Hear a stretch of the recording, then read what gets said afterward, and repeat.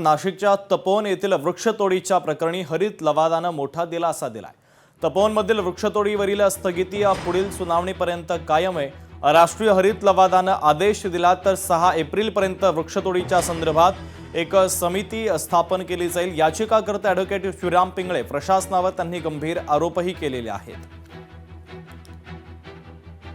आमचे प्रतिनिधी महेश महाले जोडले जातात या बातमीच्या संदर्भातले अधिकचे अपडेट देण्यासाठी। महेश, शुभम, अगदी खरं तर गेल्या काही दिवसांपासून आपण बघितलं असेल तर तपोवनातील प्रस्तावित वृक्षतोडीचा मुद्दा हा भयंकर पेटलेला होता आणि यानंतर आता नाशिकच्या तपोवन येथील वृक्षतोडीला हरित लवादाने मोठा दिलासा दिलेला आहे। तपोवनमधील वृक्षतोडीवर स्थगिती जी आहे पुढील सुनावणीपर्यंत कायम ठेवण्यात आलेली आहे। एकूणच 6 एप्रिलपर्यंत या वृक्षतोडीला जी आहे ती स्थगिती दिलेली आहे।